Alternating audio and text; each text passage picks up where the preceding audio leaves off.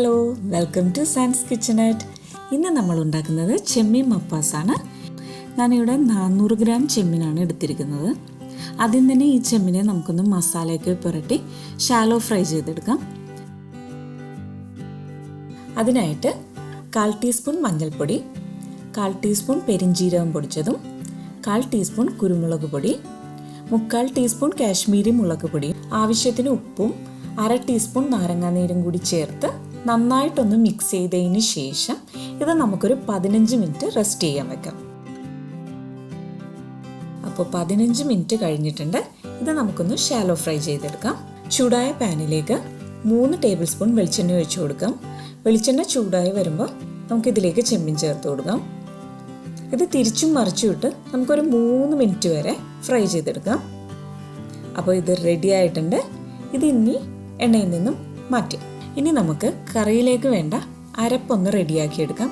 അതിനായിട്ട് 8 ചെറിയ ഉള്ളിയും 1 ടീസ്പൂൺ ഇഞ്ചിയും 3 അല്ലി വെളുത്തുള്ളിയും 1/4 ടീസ്പൂൺ മഞ്ഞൾപ്പൊടിയും 1.5 ടീസ്പൂൺ മല്ലിപ്പൊടിയും 3/4 ടീസ്പൂൺ കുരുമുളക് പൊടിയും കുറച്ച് വെള്ളവും ചേർത്ത് നമുക്കിതൊന്ന് അരച്ചെടുക്കാം.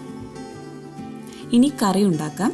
ചൂടായ ചട്ടിയിലേക്ക് 2 ടേബിൾ സ്പൂൺ വെളിച്ചെണ്ണ ഒഴിച്ചു കൊടുക്കാം. വെളിച്ചെണ്ണ ചൂടായി വരുമ്പോൾ അതിലേക്ക് ഒരു സവാള നീളത്തിൽ അരിഞ്ഞതും 3 പച്ചമുളകും കൂടി ചേർത്ത് ആദ്യമേ ഇതൊന്ന് വഴറ്റിയെടുക്കാം.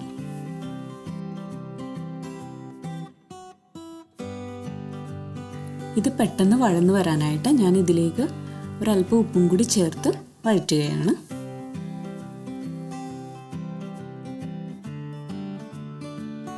ഇതിലേക്ക് ഞാൻ ഒരല്പം കറിവേപ്പില കൂടി ചേർത്ത് കൊടുക്കുന്നുണ്ട്. സവാള പകുതി വഴന്നു വന്നിട്ടുണ്ട്. അപ്പോൾ ഈ സമയത്ത് 1/4 ടീസ്പൂൺ പെരിഞ്ജീരകം പൊടിച്ചതും കൂടി ചേർത്ത് നന്നായിട്ടൊന്ന് വഴറ്റിയെടുക്കാം. അപ്പോൾ സവാള നന്നായിട്ട് വഴന്നു വന്നിട്ടുണ്ട്. ഇതിലേക്ക് തയ്യാറാക്കി വെച്ചിരിക്കുന്ന അരപ്പ് ചേർത്ത് കൊടുക്കാം.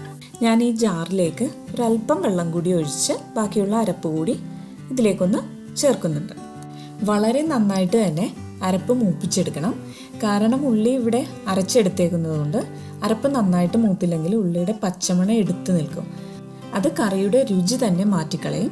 അതുകൊണ്ട് ഉള്ളിയുടെയൊക്കെ പച്ചമണം മാറിയെന്ന് പ്രത്യേകം ശ്രദ്ധിക്കണം. അതുപോലെ തന്നെ ലോ ഫ്ലെയിമിൽ വെച്ച് വേണം ഇത് വഴറ്റിയെടുക്കാനും. അപ്പോൾ ഇത് നന്നായിട്ട് വഴന്നു വന്നിട്ടുണ്ട്. ഇനി നമുക്കിതിലേക്ക് തേങ്ങാപ്പാൽ ചേർത്ത് കൊടുക്കാം. ഞാനിവിടെ ആദ്യം 1 കപ്പ് 2 പാലാണ് ചേർത്ത് കൊടുക്കുന്നത്. ഇനി ഇതൊന്ന് ഇളക്കി യോജിപ്പിച്ചെടുക്കാം. അതിന് ശേഷം നമുക്ക് ഇതിലേക്ക് കുടംപുളി ചേർത്ത് കൊടുക്കാം. ഞാനിവിടെ ഒരു കഷ്ണം പുളി 2ആയി കീറിയാണ് ചേർക്കുന്നത്. ഇനി കറി നന്നായിട്ടൊന്ന് തിളപ്പിച്ചെടുക്കാം. അപ്പോൾ കറി നന്നായിട്ട് തിളച്ച് വന്നിട്ടുണ്ട്. ഇതിലേക്ക് നമുക്കിനി ചെമ്മീൻ ചേർത്ത് കൊടുക്കാം.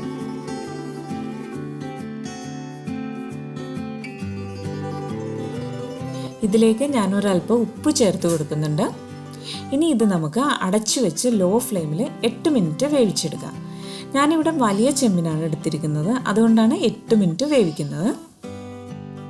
അപ്പോൾ 8 മിനിറ്റ് കഴിഞ്ഞിട്ടുണ്ട്. അപ്പോൾ നമ്മുടെ ഗ്രേവിയൊക്കെ നല്ല തിക്കായിട്ട് വന്നിട്ടുണ്ട്. ഇനി ഇതിലേക്ക് 1/4 കപ്പ് 1 പാലും കൂടി ചേർത്ത് കറി നമുക്കൊന്ന് യോജിപ്പിച്ചെടുക്കാം.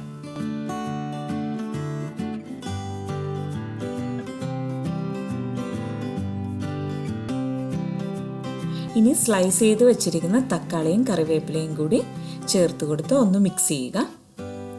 അതിനുശേഷം നമുക്ക് ഗ്യാസ് ഓഫ് ചെയ്യാം. 1 പാല് ചേർത്ത് കഴിഞ്ഞാൽ പിന്നെ കറി അധികം നേരം തിളപ്പിക്കരുത്. ചട്ടിയുടെ ചൂട് കുറച്ചു നേരം നിൽക്കുന്നത് കൊണ്ട് ആ ചൂടിലിരുന്ന് തക്കാളി ഒന്ന് വാടി വരും. ഇനി നമുക്ക് കറിയിലേക്ക് വേണ്ട കടുക് താളിച്ചെടുക്കാം. ചട്ടി ചൂടായി വരുമ്പോൾ അതിലേക്ക് 1 ടീസ്പൂൺ വെളിച്ചെണ്ണ ഒഴിച്ചു കൊടുക്കാം. വെളിച്ചെണ്ണ ചൂടായതിന് ശേഷം 1/4 ടീസ്പൂൺ കടുക്, 1 പിഞ്ച് ഉലുവ, 2 വറ്റൽമുളകും കുറച്ച് കറിവേപ്പിലയും ചേർത്ത് താളിച്ചെടുക്കാം. ഇത് നമുക്ക് കറിയിലേക്ക് ചേർത്ത് കൊടുക്കാം. അപ്പോൾ നമ്മുടെ കറി റെഡിയായി വന്നിട്ടുണ്ട്. ഇത് നമുക്ക് ചോറിൻ്റെ കൂടെയും അപ്പത്തിൻ്റെ കൂടെയും പുട്ടിൻ്റെ കൂടെയൊക്കെ കഴിക്കാൻ പറ്റിയ നല്ലൊരു കറിയാണ്. അപ്പോൾ ഇതെല്ലാവരും ഉണ്ടാക്കി നോക്കുക. Thank you for watching.